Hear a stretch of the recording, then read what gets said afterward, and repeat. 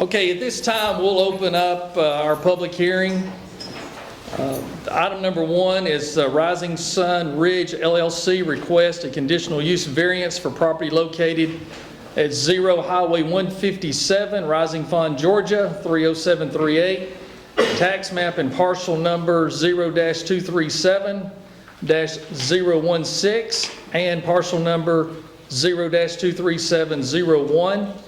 The first public hearing was held on July the 16th, 2020 at the Planning Commission. This is the second hearing for the conditional use variance at this location. Is there anyone here tonight on item number one on the agenda that would like to speak in opposition on this request? Any opposition on item number one? Okay, hearing none, is there anyone here that would like to speak in favor of this request? Yes, sir. Come up, please.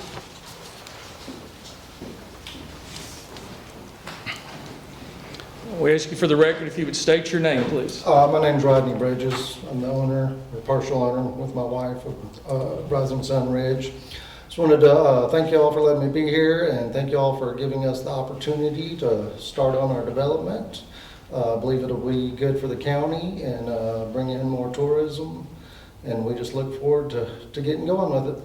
Okay. Thank you. Is there anyone else on item number one for the Rising Sun LLC, or Rising Sun Ridge LLC request for conditional use? Anyone like to speak on this, either against or for this? Either way. Okay, hearing none, we'll move to item number two.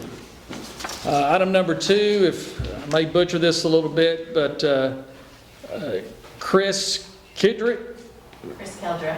Okay, Chris Keldra, thank you. Sorry about that. LTD request a conditional use variance for property located at 909 Lafette Road, Rossville, Georgia, 30741. Tax map and parcel number 0-206-289. Also, this one had the first public hearing on July the 16th of 2020 at the Planning Commission. Anyone here that wanted to speak in opposition of this? Any opposition on the request for conditional use variance at 909 Lafette Road, Rossville? Okay, hearing none, has anyone wanted to speak in favor of this? Anyone wants to speak on this matter, either for or against, either way? Okay, hearing none, we'll move to the next one. Okay, item number three of our public hearing is Larry W. Jackson requests a conditional use variance for property located at 0 East Highway 136, Lafette, Georgia, 30728. Tax map and parcel number 0-488-1-054C. Again, the first public hearing was held on July the 16th, 2020 at the Planning Commission. Anyone here that wants to speak in opposition? Yes, sir, please come up.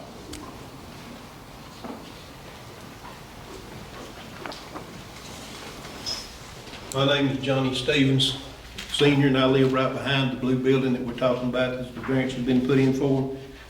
But according to county ordinances, section 11-05, variances, the way I read this, which I may be wrong, but it says number 4, the relief, if granted, would not cause substantial detriment to the public good or impair the purpose of intent of this ordinance, provided, however, that no variance may be granted for use of land or building or structure that is prohibited by this ordinance. And according to the county ordinances, which the building's in R3, what is being proposed to be put in that building is not permitted by this code, according to 34-235. Like I say, if I'm wrong, you need to correct me on this. I'm not trying to be hard to get along with, but the building's been empty for over 10 years.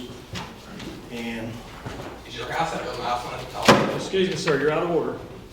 Yes, sir, go ahead. I said the building's been empty for over 10 years. It's been in R3 all this time, but they rezoned it at one time, as far as I know, for industrial. The building is a industrial building. Their driveway is industrial. So you say it was R3 at one time? It's still R3. It went back. So it'd been empty for all that time, and according to this code, says that, it loses, cannot be reestablished, back into that ordinance right there. So, and section 5-04, section C here, it says a non-conforming use of a structure shall not be reestablished after discontinuance by abandonment or such use for 1 year, which has been over a year that building's been sitting there empty. Nobody's been in it. Everything's been abandoned for over a year. Georgia came out, pulled their power pole, pulled their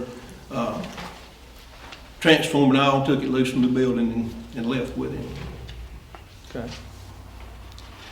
So, like I say, I may be wrong, in what I'm saying, but according to what I read, it's in variances and the county ordinance, it's not permitted in the R3 zone. It's up to y'all. Okay. Thank you, Yes, sir. Anyone else that wants to speak in opposition? Anyone that would like to speak in favor for the request for conditional use variance at 0 East Highway 136 Lafette? I was just curious what was going in. Yes, sir. I'm Larry Jackson. I bought the building on 136. Can you speak up a little bit? I'm Larry Jackson, and I bought the building on 136. When I bought it, I didn't know it was zoned R3 because I figured it was a commercial building, and I always had a sign in front of it for sale as a commercial building.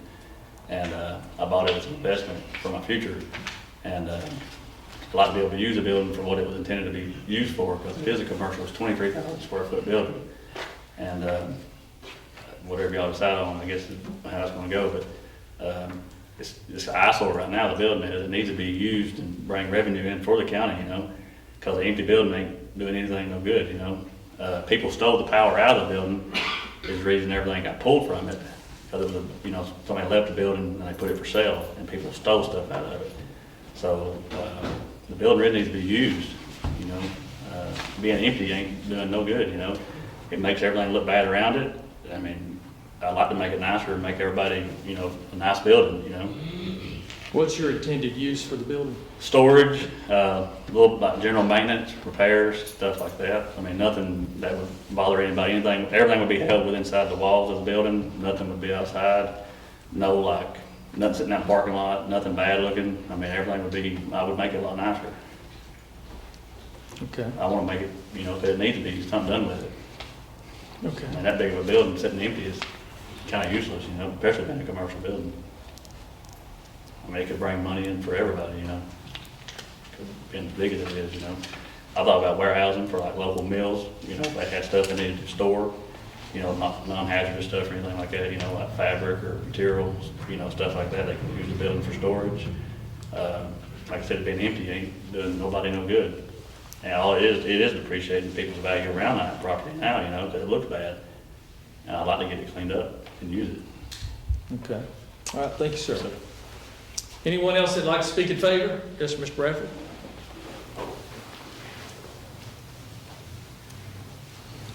Okay, so full transparency, I want you to know that I represent Mr. Jackson, all right? I represent him in the land transaction and continue to represent him. So I am biased, I admit that. I don't want anybody thinking I'm trying to hide anything, but I'll tell you this. To the extent that I'm biased, but want to speak as a community member, I want to say this, that we're talking about the blue metal buildings. Big commercial metal buildings on the right whenever you drive out of Lafette towards Naomi down 136, right there on the right. They've been there my whole life. That's what I said, planning and zoning. I said, I feel like those buildings have been there my whole life. And I was born in 78 and I found out they were built, I think, in 86. So my whole memory, they've been there. They're obviously commercial buildings. They have absolutely zero residential characteristics. And what's really important about that is these buildings were there in 1992 when zoning was implemented. And this property was R3. It's never been anything other than R3. So those big metal buildings, 23,000 square foot commercial building was there and zoned R3, and I have no idea why. So when you drive down 136, there's a bunch of commercial property, there. You got the skating rink, Dollar General, Tucker's. You got Mark Motley's car lot, you got Terminus, you got Confederate Garage, all this stuff on 136. For some reason, this is R3. So it has been a non-conforming use its entire life. As long as Walker County's had zoning, this has been non-conforming. The way non-conforming works is, of course, I'm sure you know, but it lasts until it's abandoned. This non-conforming commercial use was there whenever this was zoned R3, and it has continued.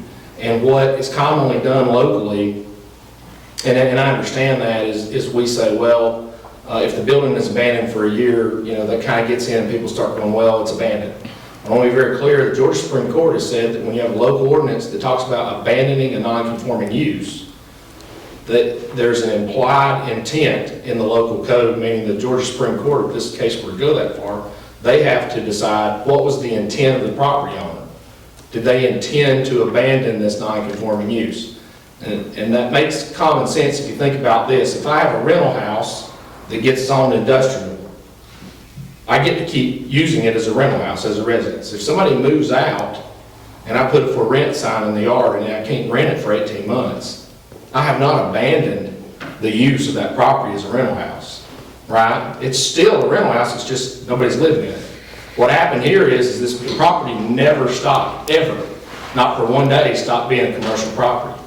It just was for sale for a long time. But anybody who moved there would think, I'm moving in beside a commercial building. All the property owners around this property moved there after the building was built. They moved to this place that was a non-conforming commercial property. No one could have thought it was ever going to be used for residential. It certainly has no other use other than commercial. It's 23,000 square feet. If this is not, so frankly, I don't even think that, respectfully, we should have to ask for a variance, because I think it's still commercial because it's continuing the non-conforming use. I think the best evidence of that is the sign that was in the for sale that we've all seen driving out of Fete for 10 years said, for sale, 2.75 acres, commercial property. So clearly the owner has always intended it to be commercial property, never intended to abandon that use. So we're asking for the variance out of respect for the judgment, the initial judgment that it had been abandoned out of the fact that it's been empty. And that's why we're asking for the variance. But frankly, I don't even believe that a variance should be necessary. I think that it's just a continuation of the non-conforming use. But anyway, common sense should win the day on this one. It's obviously commercial property. If it's not allowed to be commercial, the property is essentially condemned, because the value is the lot minus the cost to remove the commercial building, which is going to be negative value on this lot. So surely that can't be, I hope that everyone agrees that can't be the best use for property in Walker County. So thank you for your Thank you. Anyone else speaking for or against? Can I say one more thing? Yes, sir, come back up since you're the applicant. This is Larry Jackson again, but when I was looking at other businesses around the area, my building has the same zoning as Tucker's Grocery, which is C4 commercial class, but then it has R3 residential zoning. Tucker's Grocery is the same thing as mine, and it's commercial. It's a business that we all been to, So I don't see, since it never was zoned, Tucker's might not never been zoned either, but I'll just bring it. Okay, thank you. Yes, sir, come on up, please. This is not I'm Don Hughes, neighbor. I'm the closest one to the building. I just want somebody to verify this for me. If it's zoned R, is that residential? Typically, yes. So doesn't it have to have a residential house on it, or you don't have to have a house on it even though it's zoned residential? That's No, you don't have to have a house on it because it's zoned anything. That doesn't. Okay. That doesn't apply to the house. Residential applies to me, a dwelling, and that's that. I just wanted to clarify. That's all I wanted to. Okay, Okay. thank you. Anyone else for or against? Yes, sir, come up, please.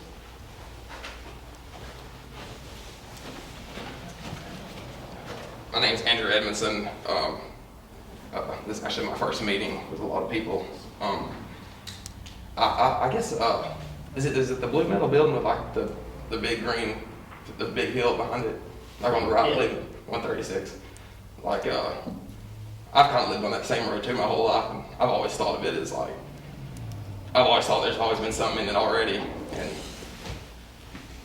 I guess as neighbors, yeah, I know like they cleaned it up last year. Somebody came in there with a mulcher, cleaned up all the brush around it and stuff, and made it look a lot better. So, I mean, if you're gonna throw a bunch of tires around, you know, that's not cool. But I think if it's the outside looks like, you know, keep it looking nice, because it's not gonna get up and lift off in space. But yes, sir. Thank you. Thank you. Anyone else on this item number 3? Okay. Hearing none, we'll end that session of our meeting, and we'll jump over to our regular scheduled meeting. It is 6:22 p.m. We'll enter back into order of this meeting. We do have in the packet, these are available online as well. We have the minutes from our June 25th regular scheduled meeting. The minutes are there, and also all the documentation. Does anyone that has reviewed these minutes see any discrepancies or issue with us signing these into the record? Hearing none, we'll sign these into the record.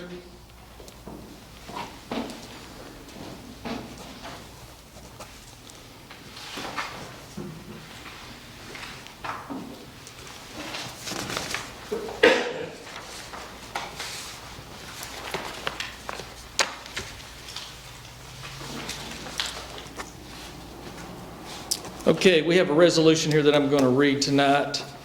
A resolution of the sole commissioner of Walker County to extend the waiver of certain penalties and interests associated with the Walker County Business Code. Whereas on March 13th, 2020, President Donald J. Trump declared a national emergency as a result of the spread of the novel coronavirus, also known as COVID-19. And whereas on March 14th, 2020, Georgia Governor Brian P. Kemp also declared a public health state of emergency due to the spread of the COVID-19. Whereas of March 18, 2020, the sole commissioner of Walker County declared a local state of emergency also in response to the COVID-19 pandemic. And whereas the measures implemented in response to the COVID-19 outbreak have resulted in major disruption to all aspects of life, including limitations on the availability of some county government services and operations. Whereas the sole commissioner of Walker County, Georgia is the governing authority of Walker County, Georgia, and finds that the unique circumstances surrounding the COVID-19 national emergency and the Georgia public health emergency constitutes due cause for failure to timely pay taxes within the time frame declared below. And whereas Chapter 14-32 of the Code of Walker County, Georgia established every person engaged in any business, trade, profession, or occupation in the unincorporated areas of the county shall register their business and pay an annual occupational tax. And whereas Chapter 14-40 of the Code of Walker County, Georgia established such registration and occupational tax shall be subject to penalties for delinquency if not paid by March 31st of each year. And whereas Resolution R10-20 extended the deadline this year from March 31st of 2020 to July 31st of 2020. And now therefore be it resolved that the sole commissioner of Walker County, Georgia hereby approves the waiver of penalties and interest on taxes subject to collection by the Walker County Office of Planning and Zoning is outlined above, where the deadline for payment of such taxes fell between March 13th of 2020 and September 30th of 2020. Be it further resolved that this resolution shall become effective and passed and adopted, and that all resolutions and part of this resolution in conflict with the resolution are hereby repealed. So resolved and approved the 23rd day of July 2020. So in essence what we're doing, we had extended where we would waive penalties and interest on business license through the end of July. Since this pandemic is ongoing, we're going to extend that one more time through the end of September. So that gives everyone 6 additional total months from the time it was due. And so this keeps anyone that's dealing with this pandemic that may have cash flow issues. Plus, this is the first year that this occupational tax has been implemented, so there has been some people unaware of this as well. So this just gives everyone more time without any penalties or interest. So we're going to sign this resolution into the record.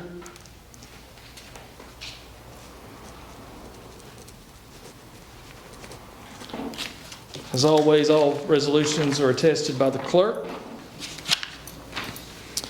Okay, the next item, we have purchase order 2020-0001362 to Chattanooga Ford Tractor for the purchase of a new 2019 New Holland PowerStar 90 with a Tiger TSR 60 cutter for the road department. This purchase order for this is in the total amount of $73,880 from Chattanooga Tractor. What we have done since 2017 is any capital purchases over $15,000 that's outside of the normal operation of daily business, we bring these before the public meeting so everyone is aware of these capital expenditures and how their tax dollars are being invested back into needed equipment. Oftentimes when we do these for, say, sheriff's vehicles or fire equipment, what have you, we'll have those respected people in those departments come and speak and answer any questions. Since we are under this COVID-19 and knew we were going to have capacity issues here tonight, we asked that our road superintendent not attend to allow space for more people to be here to give up that seat.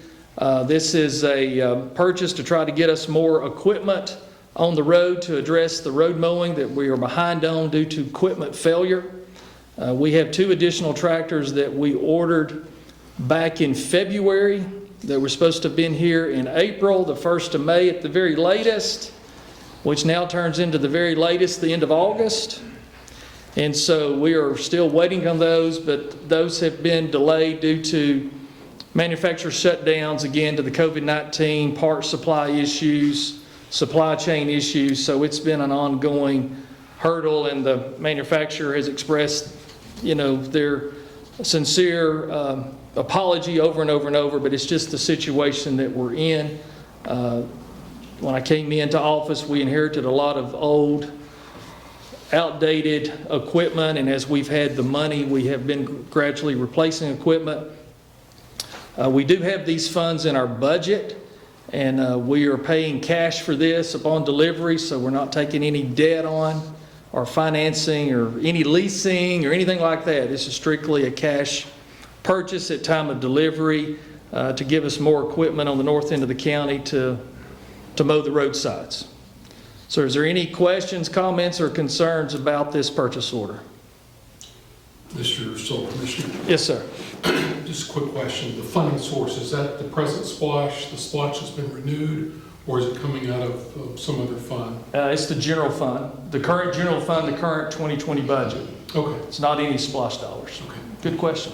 I have a question. Yes, ma'am. It's my understanding we have 14 million now in the general fund, is that correct? We have a fund balance of approximately about $14 million in reserve.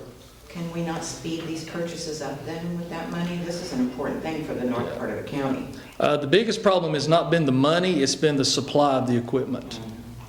That's our holdup. But we're just now purchasing them.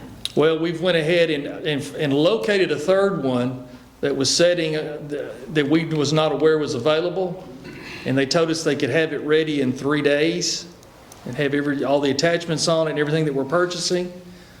And that was when this purchase order was generated on July the 10th. We don't have it yet.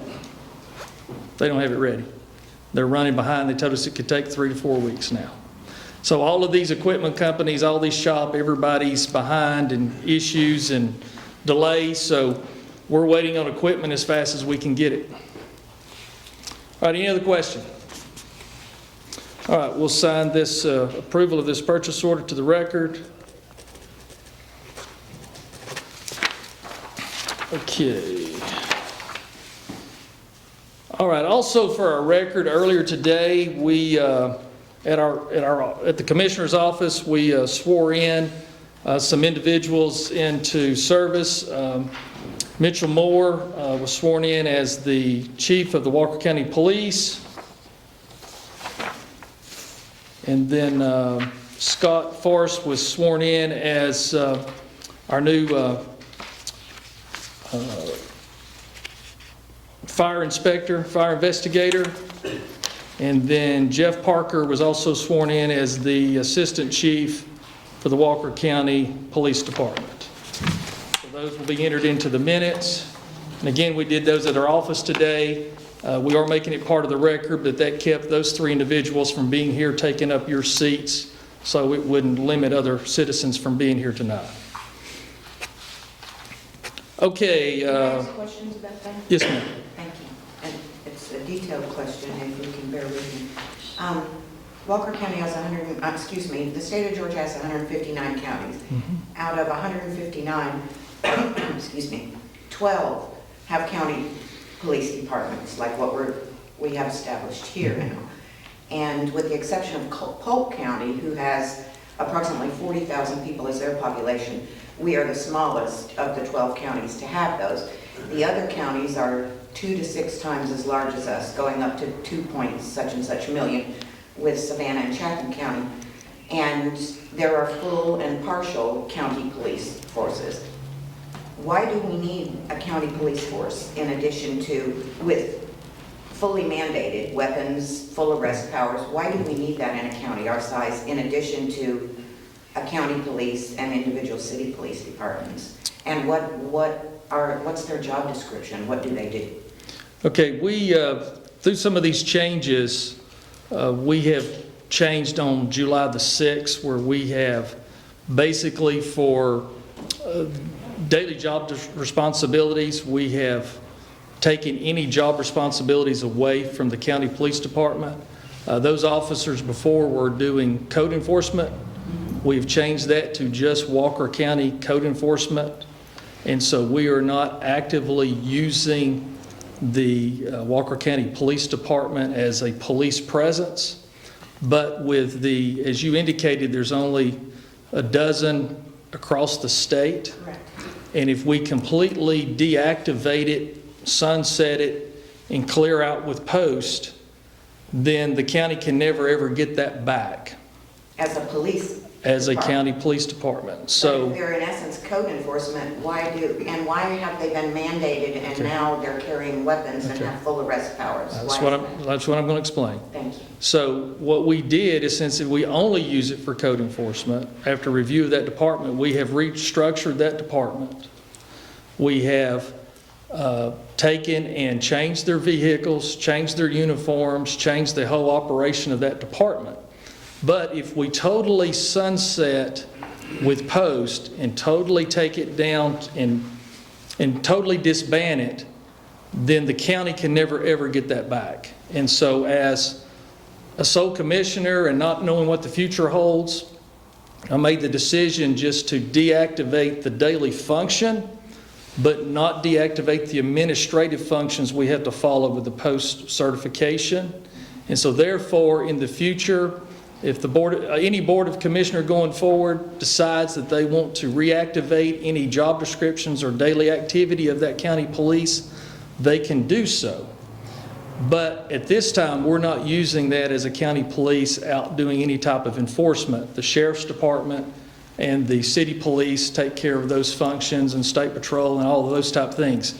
And so now those individuals that were doing code enforcement have all been reassigned to county code enforcement, and those 3 individuals all have turned in their, the ones that were mandated have turned their badges in, and they're not operating as county police.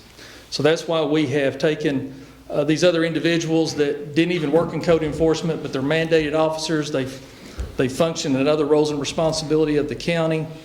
And so to keep our administrative responsibilities with post, we are handling that from a paperwork side so we don't lose the credentials if we ever need to reactivate that.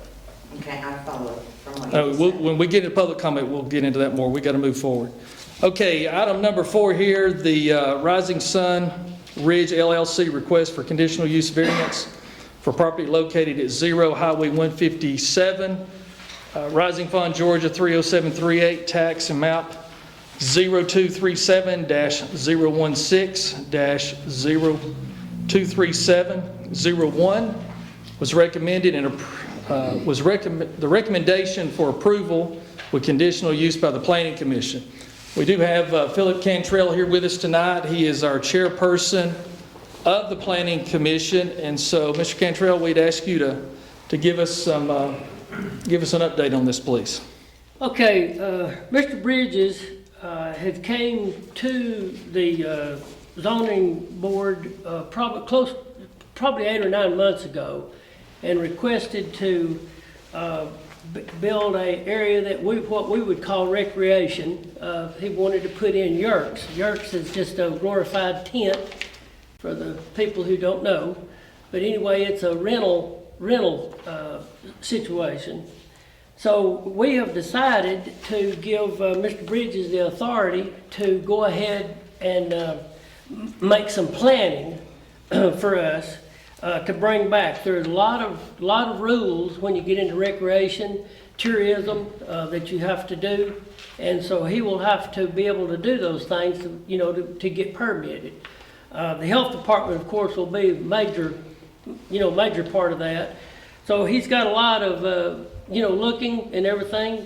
We're hoping that it will work. I think it's a good idea for the county. It'd be rental, be nice, nice rental area up on Lookout Mountain.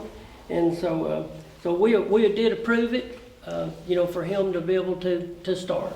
So. Okay, thank you for that.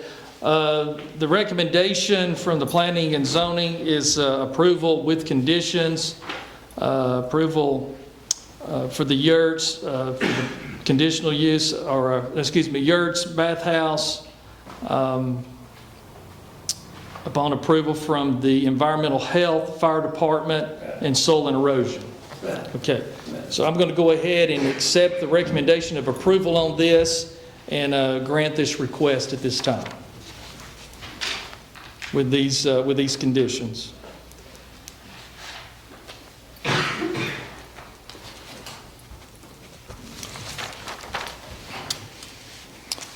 Okay, item number 5, the request for conditional use variance on property located at 909 Lafette Road, Rossville, Georgia, 30741, tax and map parcel 0-206-289, recommended for approval with conditions by the Planning Commission. So, Philip, can you talk to this one, please, or speak to this one? Yes. This piece of property is zoned C1 commercial, and it was actually a doctor's office for years. There, so and the doctor, I believe, lived on that piece of property, and his business was there. These ladies and gentlemen have come along and wanted to buy this property and make it into a music area, have a music store there, and be able to give like lessons to kids and stuff. And anyway, we couldn't find anything wrong with it. There's parking. The area is basically everything around there is commercial, and there's parking on the side and the back of the building. And so Planning Commission couldn't see anything wrong with it, since that's what the building had been used that way for years. So we granted permission from the board. So the conditional use is actually so they could use it as a business and a resident both. That's correct. That's correct. By using it for the residents inside the commercial zone, and you need the variance to be able to do that, right? Right. Okay. Yeah, I'm very familiar with this property, and this has been a mixed-use property before when it was a doctor's office, and so it's set up that way. It's on Highway 27 where it's businesses, and there's other mixed use there. So I'm going to also approve this one with the conditions that have been stated, that no one used the back entrance of the property. There were some concerns by one resident that traffic and kids and stuff on the back of that property. So we're going to approve this with these conditions, if those are agreeables to the buyer. Okay.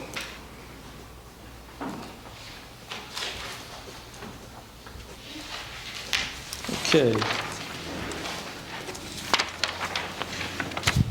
Okay, item number 6, Larry W. Jackson request for conditional use variance for property located at 0 East Highway 136, Lafayette, Georgia, 30728. Tax and map and parcel number 0-481-1-054C. The recommendation for approval from the planning. Philip?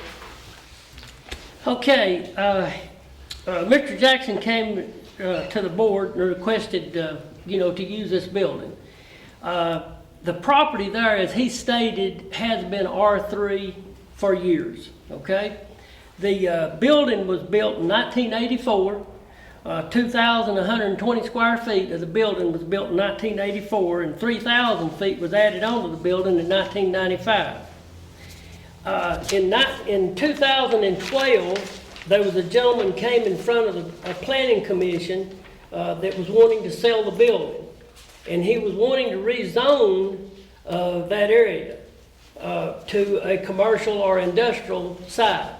The planning commission at that time, they tabled the issue under the understanding that whenever the property, someone came to the property with what they were going to do with it, that it could be opened back up again for a variance or to be rezoned.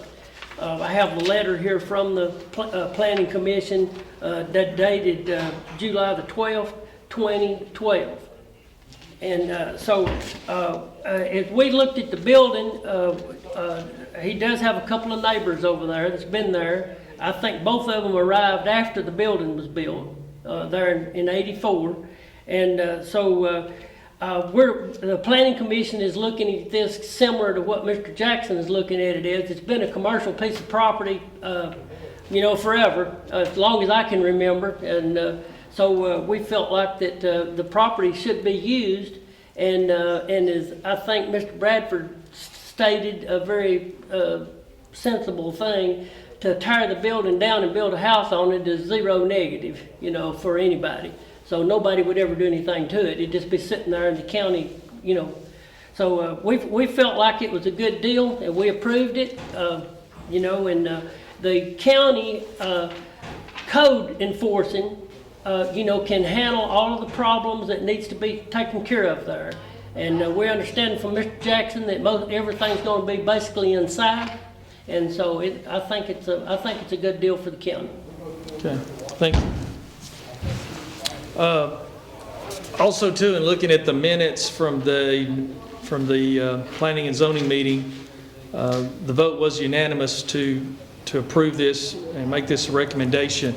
I am very familiar with this building as well. This one's kind of a tougher situation, but it is a large commercial building in an area where there's a lot of other residential. This is not like we have something on a side neighborhood street and something where someone's wanting to build something that's commercial. This already exists, and so we've got to deal with what's there. And so I'm going to accept the recommendation of the Planning Commission and approve this request tonight.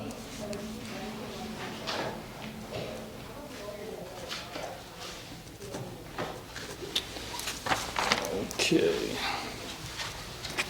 All right, the next item number 7, is a Criminal Justice Coordinator Council Subgrant Award for project name Juvenile Justice Incentive Grant, subgrant number Y-21-8-026. This is one that we take up every year. This is a federal grant where there are funds that come and pass through Walker County for a juvenile justice program that's been in operation in Walker County for many years.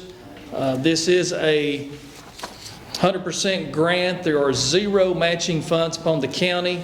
The federal grant's for $142,843.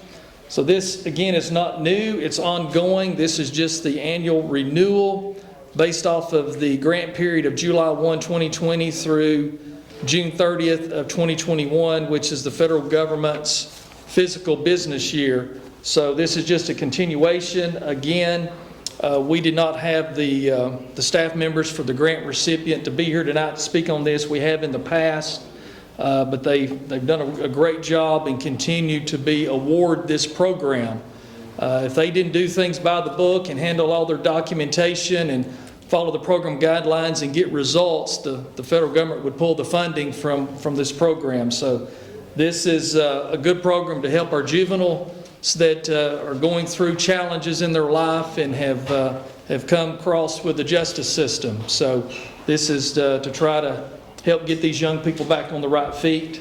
And it's quite an honor for Walker County to be a recipient of over $142,000 in federal funds to help with that project. So is there any questions on this grant? Hearing none, I've got several places here I've got to sign, so just please bear with me, because this does have to be done in the public meeting so we can document this back to the federal program.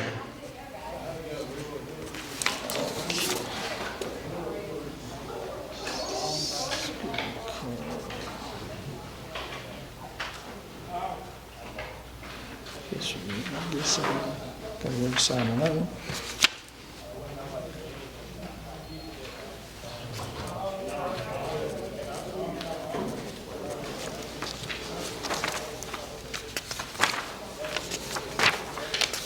Y'all bear with me, there's a lot of pages here.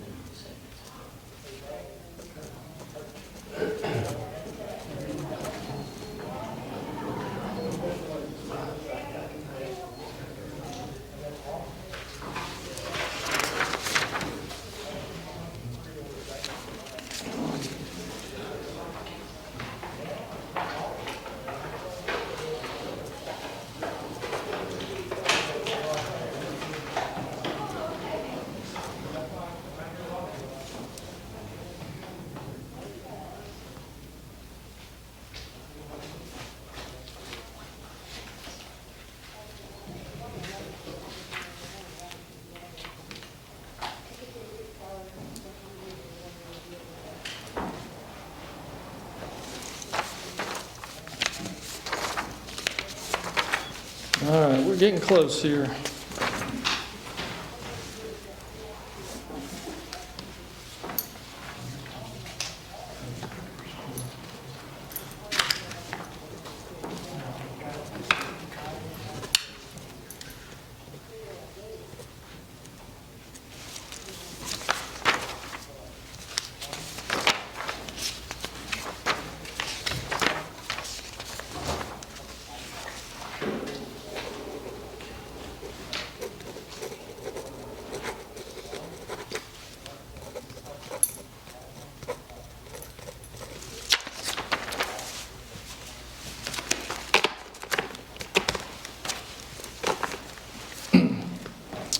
Okay.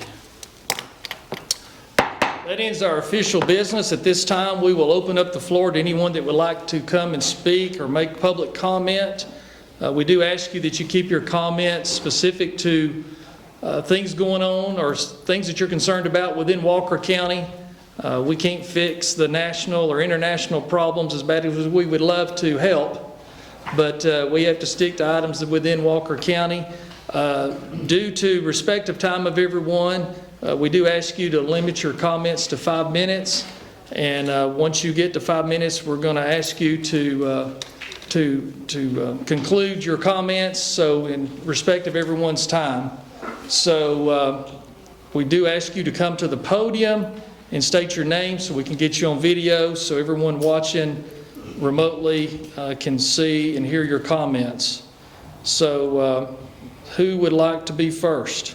I would. Yes, please come on up and state your name, please. Hi, my name's Sean Lawler. I'm a local beekeeper, and I noticed the other day, a couple of weeks ago, there was some people, I guess the state of Georgia sprays the roadside and everything like that. And I was concerned. I asked him if he was doing that, and I couldn't tell him to stop doing it because that was his job and stuff like that. So I was concerned about that because I don't want my bees to die, and the bees, if nobody's aware of, the honeybee population is dwindling year by year. And it's a fun hobby. It's a great hobby. We need the bees to sustain our life, to eat and stuff. And I was just wondering if Walker County takes part of that. I know, like you just said, that we are getting new equipment to mow the yard, to keep the roadsides at bay and stuff. And I don't know if, I know years ago, I used to remember seeing mosquito trucks being, spraying mosquitoes and stuff. And I was just curious as to, is Walker County still taking part of that? And if so, if my bees were to die, could I take that? They would be responsible if that was to be found out and stuff. Would that be the agriculture people I would talk to and things like that? I just had some concerns about that. If we did that practice, and if we do that practice, could we stop doing that practice? And like you said, we got, like you said earlier, we had $14 million. Could we buy several more equipment to keep that at bay and stuff, so we wouldn't have to do chemical spraying? Very good question. This was something that was a pretty big topic for us back in 2017, where there's quite a few beekeepers came forward with these same valid concerns, because in the past administration, the county had sprayed the right-of-ways to slow the growth of the grass, and there was quite a bit of testimony of people speaking that it was the concern of the bees, but also they felt like it was killing some of their trees and affecting other things that did not need to be killed or stunted growth. And so we don't do any roadside spraying. We suspended that. We did not start that back up. That was something that if it was done, it would have been prior to January of 17. Nor do we do any spraying for mosquitoes. There's other proven techniques to deal with areas that are heavily with a mosquito problem and dealing with the stagnant water and finding the sources of where they're multiplying. So at this time, Walker County government doesn't do any type of spraying of any type, but we don't have control over the state DOT and the state spraying the state right-of-ways. Right. They have full control of those state roadways and right-of-ways, and as you stated, they are currently spraying, but I don't have the ability to affect that one way or the other. Because I understand too that, highways and stuff, that's the DOT. We just do like neighborhoods and stuff with the Well, mowing. we would do in the unincorporated areas, so outside the cities, if we were to ever spray anything, we would do unincorporated and do the county roads. The easiest way really to identify a state road is most all of those are marked with a number. And so those like Highway 136, Highway Right. 27 and so forth, those are all indicated as state highways. All of our local county roads, they do have a state ID number that's not published on the roadside. They're all identified by street names. Yeah. So if anyone sees a road that has a road number, that's a state or federal highway. And so you very well could see spraying on those roads ongoing, because I know that is a practice that DOT does implement. So my question who would I get in contact to see about something like that? If we've changed it in the counties and stuff, you would think that they would change it, statewide and stuff. So would you have One any recommendation would be to reach out to our local state representatives, because they are to be the liaison for the citizens. So our state senator is Jeff Mullis. Right. Yeah. And depending on the area you live in, that could be Steve Tarvin as our House member, or Colton Moore is our House member on the northwest part of our community. So any of the three of those, or all of those three, would be maybe a place to reach out and have that conversation and see what guidance they may give you. Okay. All right. Thank you. All right, thank you. Mr. Whitfield, could I follow up to one? Yeah, if you would come up here, please.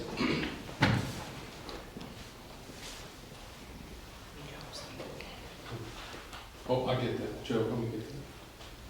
Sorry. Maybe bow has.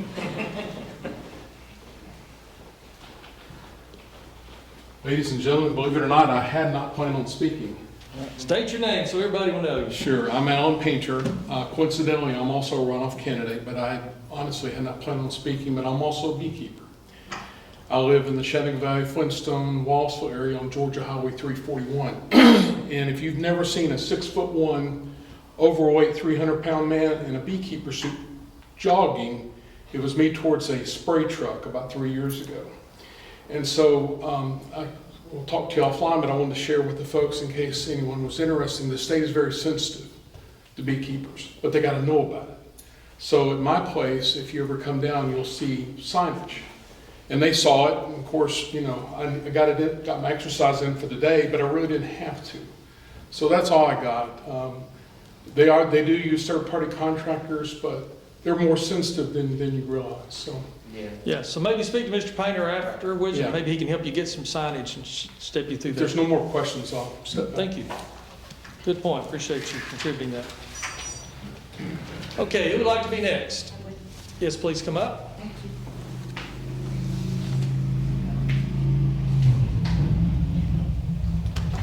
I'm Janice Williams. Pardon the hat and the bad hair. It's been a busy day and I got here in the best way that I could. Under the umbrella of one subject, I have several questions. And they're animal control and animal welfare issues, as I'm sure that you know it will be. Under Georgia law OCGA 16-2-4 concerning animal cruelty, the law says a person commits the offense of cruelty to animals when he or she causes death or unjustifiable physical pain or suffering to any animal by an act, an omission, or willful neglect. With that in mind, and because I have more than one, you might want to take notes because I'm asking you questions about all this. With that in mind, in the situation that you also arrived at where the dogs were eating the dogs on that gentleman's property, the larger dogs were killing and eating the smaller dogs. And when I first came across that, because the rumor is those things don't happen in Walker County, I took possession of the corpse that was being eaten. I saw it with my eyes. I have pictures and video that it was being eaten, and I took the corpse. That property was in absolutely despicable condition, which completely falls under this law and the descriptions of what animal cruelty is. There were 3 so-called water containers that were filled with brownish black gel. The water was not water. There wasn't food. The porch had holes through it. There was glass, garbage, wire everywhere. They didn't have a shelter other than part where they had broken through to go under the porch. And those were 6 animals out there, and there were 7 animals in the house in the same type of conditions. The front porch also had holes through it. There was garbage everywhere, nails, splinters. We rescued 5 of those dogs. One we never did get, but you did not ask him or require him to surrender the others that were in those circumstances. And all of them were inbreeding, and he said that's why he wanted to keep the remaining ones. They're inbreeding. Of the ones that we got, 4 of them were females. 1 gave birth en route to the rescue up north to 10 puppies. There was a total of 28 puppies born to those inbreeding, unsocialized, horrible-shaped dogs that were not person-friendly at all. And in October, prior to that, our shelter went out and took a litter of 8 puppies from there to get adopted out at the shelter. Puppies are very easy to get adopted, but they left those remaining dogs to continue to inbreed, which they did because they were all pregnant in those conditions. And this gentleman has never been cited. And your response when you were asked about it by the Times Free Press was that there were no infractions visible, no evidence of any wrongdoing. And they are clearly defined in the state laws, and we've accepted those laws in our ordinances in Walker County. And there have been 2 other situations that I have seen with similar circumstances, and they never get cited. And I don't understand why that is, because there is no more by neglect than what was at that property, and you saw it. And they were literally eating each other because they were left to their own devices. And that is harm and destruction and death unjustifiably. So why wasn't he cited, and why hasn't it been followed up on? Well, the case that you're speaking of was during our shutdown of our personnel that were non-essential, and our animal control had been put into a stance that they would only respond to bite cases due to the pandemic, trying to keep our officers safe so they would be well enough to respond to bite cases. So when you and the rescue that came in from out of state to assist you were there on the scene trying to capture the dogs, if you remember, you actually were bitten I during sure that was. time. I And still so- have the scars. Right, so when that call That was went before out. we called you. That's right. So when Well, that, wait, let me back up. For 10 days now, April 6th is when we discovered this. And they were eating the one, they were 4 or 5 month old puppies. They were literally eating one in front of us. There were 3 others. I went there because the neighbors had been saying they had been calling animal control for over a week. 3 neighbors. But no one ever returned their calls. Hold on. So from April 6th, when he allowed us to take the 3 living smaller dogs, the puppies, he said, shoot the rest of them, I don't want them, blah, blah, blah. Every single day, twice a day, I called Emily Sadler, which is who I was told to call, and I called you. And you have done, for a year, you've never taken a call from me, and you won't return my calls. 10 business days. I called her twice a day and you twice a day to try to get something done, because I understand COVID and that things are shut down.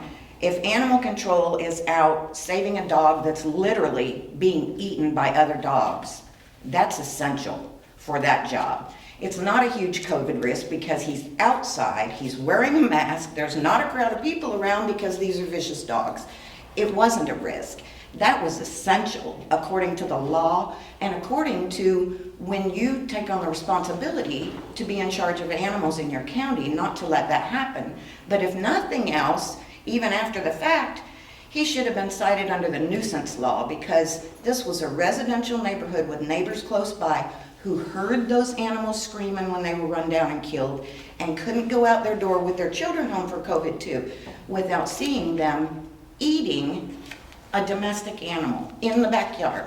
Okay, so to respond to your question, because we're over 6 minutes here, so this is going to be the final response.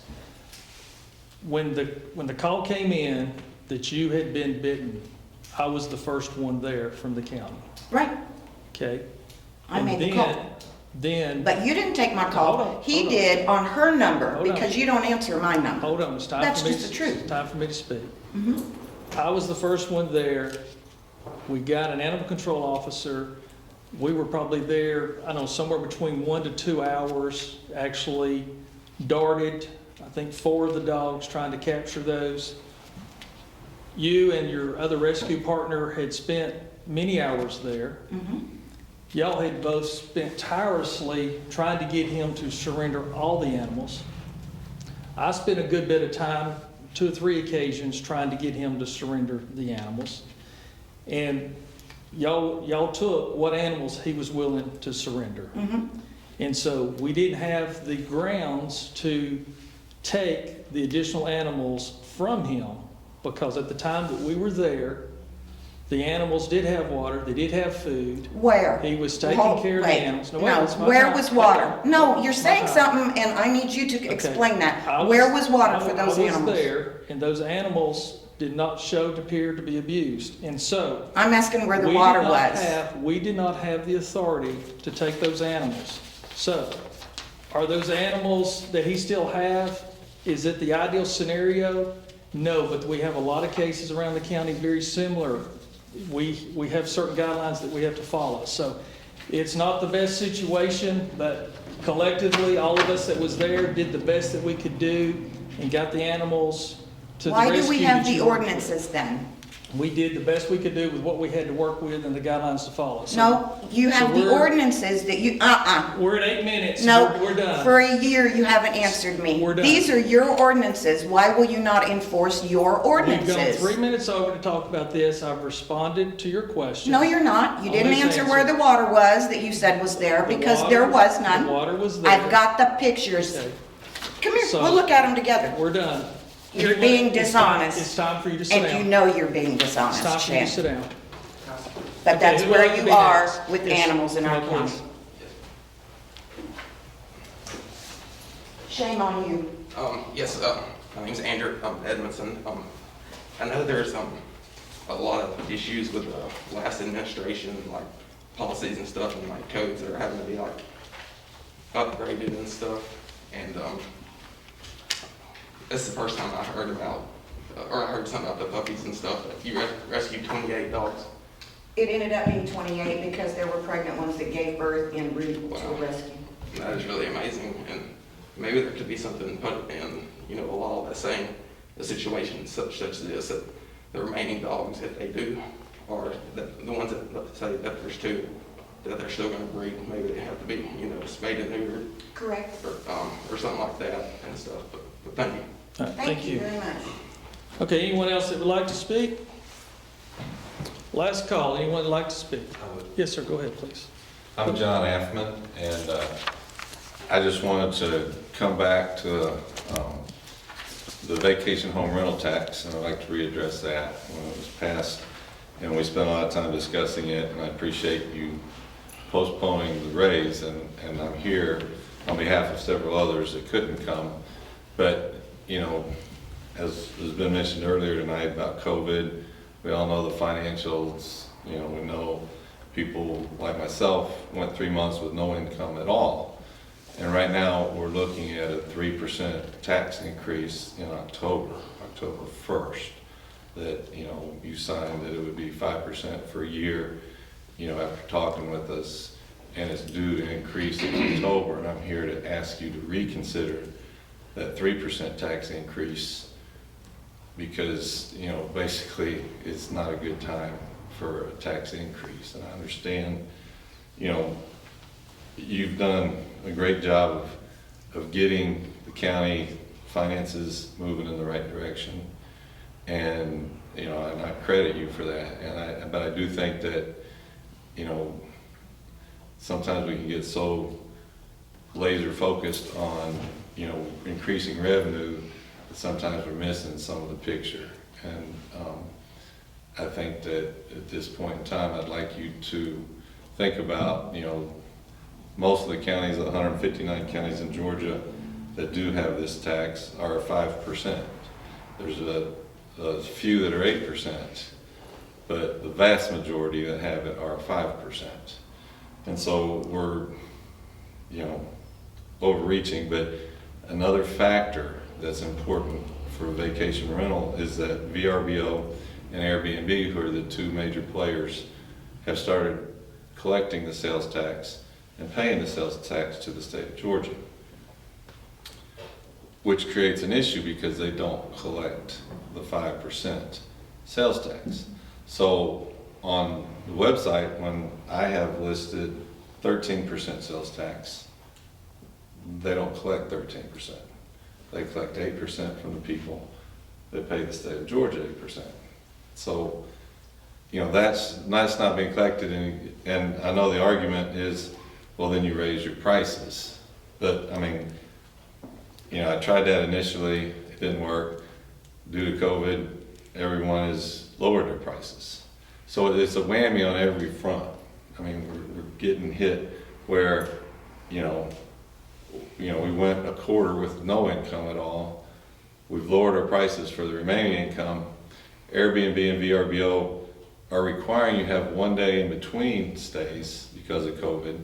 And, you know, for most people, the summer is the time, you know, and we have lots of cancellations, some rebookings when things open back up, but you're losing a day between every booking now. So, you know, not only is the income less, the available rental days are less, you know, for the peak season. So there's just a whole lot of, components that have diverged, and I'm here on behalf of myself and a number of others that are in the same situation, asking, you know, we'd like for you to, I mean, I know it's signed, and the way I understand it, you know, it's already going to take effect unless something changes. And so I'm here to ask you to, you know, I don't know what the process is to change that, but it's due to come into fruition in October. And I know, you know, for several months, I paid $0, dollars in taxes because I had no income. And then I had a lot of income June and July, and kind of bunched together, and you know, I'm trying to catch up and pay bills and take loans, and you know, I'm writing a $1,000 check to Walker County for the 5%, and I'm sitting there looking at it going, okay, Walker County is going to use this $1,000. I know they've got some very limited things to, you know, promote tourism, but I know personally I can use that a lot better to help keep my business afloat. So that's what I want to say. Thank you very much. Okay, thank you for speaking. And I'll make some comments on this, because appreciate you before and also again tonight, because we've had quite a bit of conversation with you and other owners in the community, and we worked on this, I guess it was about this time last year collectively, and collaborated and worked to come to an agreement that we did implement a graduated scale for the hotel motel tax is what he's referring to. So it's separate from the sales tax. And so it's paid by people that are visiting or renting hotel rooms or short-term rentals. And so we started out at the 5% rate, and then after it went a year, it was supposed to escalate up to the full 8%. So the request is for us to review that and make considerations and take it under advisement that they're asking for that to be held at 5% at this time until to a later date. So we'll take that under advisement, and it's not anything that we've had anyone else come forward yet, so thank you for coming, and we'll take a look at that. All right, anyone else that'd like to speak tonight? Okay, well, that ends our meeting. We thank you all for coming and participating. We'll be back here in 2 weeks at 6 o'clock, so you're always welcome to come, and thank you for working with us on our social distancing and trying to keep everybody safe and healthy. We're trying to follow the guidelines the best we can, so thank y'all for working with us on that. Y'all have a good evening.